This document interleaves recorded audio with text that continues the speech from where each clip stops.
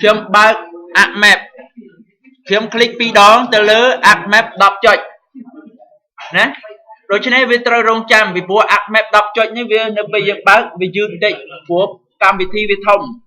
វាត្រូវការយឺតបន្តិចវាត្រូវការពេលបន្តិចយើងត្រូវរងចាំដោយអត់ធ្មត់ឃើញកុំព្យូទ័រខ្លះដាក់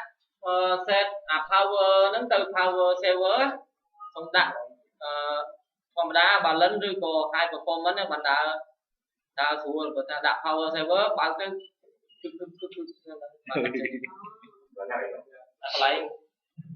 ន្លែងនេះ power នេះ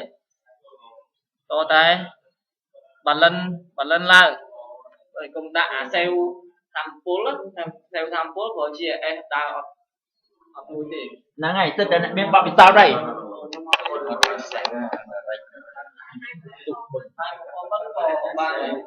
មកដល់តែហ្នឹងខ្ញុំ click cancel ណាខ្ញុំ click cancel តោះនេះមកដល់តែហ្នឹង click cancel ខ្ញុំត្រូវចូលទៅ layer ខ្ញុំអត់តបាយទាំងអស់ខ្ញុំ right click លើ layer ខ្ញុំចូលមក property តោះនេះខ្ញុំចូលមក property មកដល់នេះនៅកន្លែង general ខ្ញុំត្រូវ set layer ទៅឈ្មោះថា training zone 1បន្ទាប់មកទៀតកន្លែង map unit របស់វាដាក់ unknown unit យើងត្រូវតែ set វាទៅ ម៉ែត្រដាច់ខាតត្រូវតែ set ទៅ ម៉ែត្របើអត់ set អាហ្នឹងគឺធ្វើការអត់ចេញទេ display កន្លែង display ហ្នឹងខ្ញុំ select យកម៉ែត្រដូចគ្នាណាខ្ញុំធ្វើមួយថាយឺតទេបន្ទាប់មកទៀតកន្លែង coordinate system ខ្ញុំ click លើ coordinate system វាចេញមក no projection នៅពេលដែល no projection យើងត្រូវដូរកន្លែងនេះខ្ញុំ click ទៅលើ predefine អ្នកខ្លះអត់មាន predefine ទេគឺចេញមកគឺ project coordinate system ណាបើសិនជាអ្នកមាន predefine គឺ click ទៅលើ predefine អ្នកដែលចេញមក projected coordinate system យើង click ទៅលើអាសញ្ញាបូកនេះហើយបន្ទាប់ទៀតយើងឃើញ UTM ឯងយើង click នៅកន្លែង UTM ណាហើយយើងជ្រើសរើស Asia ហេតុអីថាជ្រើសរើស Asia ពីព្រោះប្រទេសយើងនៅតំបន់អាស៊ីតោះនេះប្រទេសយើងនៅក្នុងតំបន់អាស៊ីហើយខ្ញុំបន្ទាប់មកទៀតខ្ញុំ click លើនឹងខ្ញុំត្រូវរក datum មួយឈ្មោះថា Indian ឆ្នាំ1960 zone 48នេះ zone 48N អត់មានយក49ទេណាបើ 49N គឺនៅប្រទេសវៀតណាមទេ 48N បន្ទាប់មកទៀតខ្ញុំ click OK តែម្ដងនៅពេលដែលខ្ញុំ set ទៅអាកន្លែងនេះមិញវាដាក់ no coordinate system នៅពេលដែលខ្ញុំ click អានេះពុបវាចេញទាំងអស់ណាអាខាងលើនេះឃើញ load ចេញ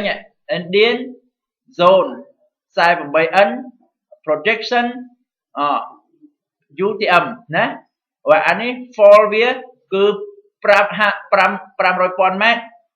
នេះអានេះទិន្នន័យព័ត៌មានអីទាំងអស់បន្តមកទៀតខ្ញុំ click OK រួចណាបន្ទាប់ពីនឹងហើយខ្ញុំត្រូវ save វា save project file ហ្នឹងខ្ញុំ save ទៅវាសួរយើងយកទៅដាក់តាណាខ្ញុំយកទៅដាក់នៅកន្លែង folder របស់ខ្ញុំ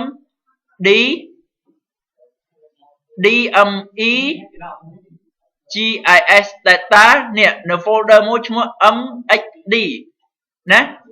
ហើយខ្ញុំសរសេរឈ្មោះថា training zone 1ណា training zone 1ខ្ញុំ click save ពេលហ្នឹងបាច់ដោយសារ file ហ្នឹងមានស្រាប់វានឹងសួរខ្ញុំ replace អត់ខ្ញុំថា replace វាតោះនេះមកដល់ទៅនឹងហើយគឺខ្ញុំចាប់ផ្ដើម add អា waypoint ដែលយើង select ផឹកមៀងយើងទៅ collect waypoint ផឹកមិញយើង click ទៅ file ណាវាមាន add data ខ្ញុំជ្រើសរើសយកអាមួយនេះ add xy data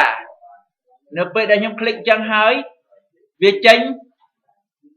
រៀងអញ្ចេះណា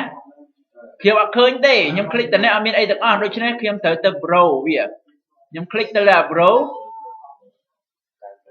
ខ្ញុំចូលទៅអាកន្លែង folder មួយដែលខ្ញុំទុកហ្នឹងគឺ D MME GIS data coverage point នេះយកអាមួយនេះយក Excel file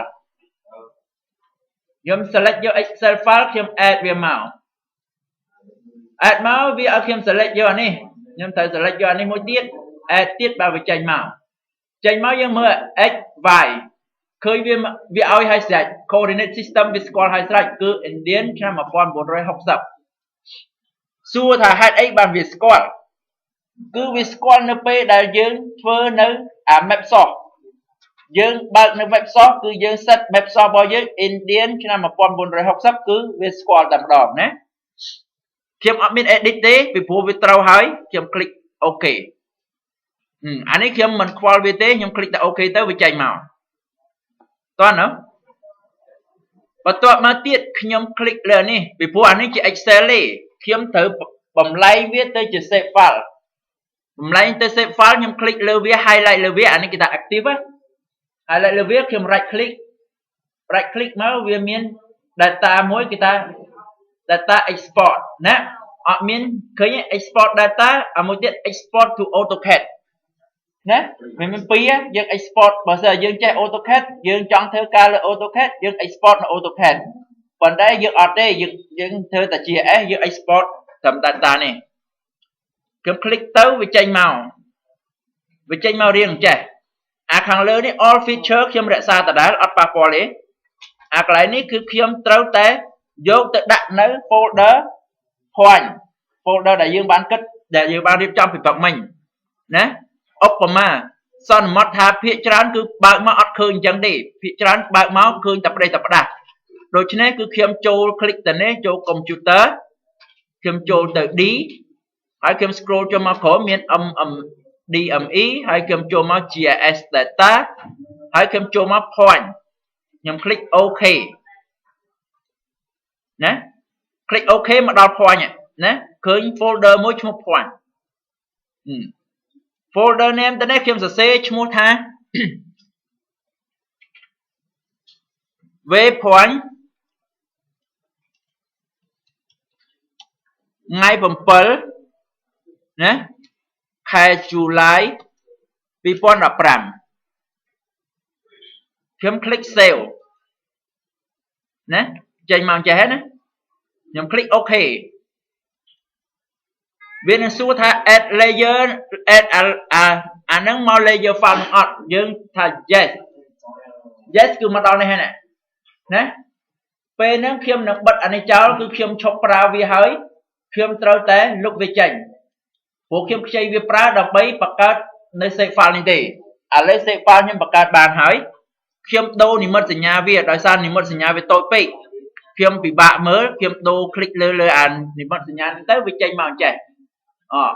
ខ្ញុំស្រឡាញ់4ជ្រុងហើយខ្ញុំស្រឡាញ់ពណ៌ក្រហមឬក៏ពណ៌ខៀវខ្ញុំស្រឡាញ់ពណ៌ខៀវខ្ញុំ click ទៅចេញមកពណ៌ខៀវតោះនេះមកដល់ទៅហ្នឹងខ្ញុំ save ភ្លាមខ្ញុំ save វាភ្លាមរួចមួយហើយយើងចូលមកបើអ្នកដែលអត់មានណាអ្នកដែលអត់មានគឺបើកមកមានរាងបែបនេះអត់មានអានេះទេដោយសារនេះមានលក្ខណៈពិសេសលោកខាងនេះគេមាន description របស់គេឲ្យស្រេចណាដូច្នេះខ្ញុំសូមចប់ប៉ុណ្ណឹង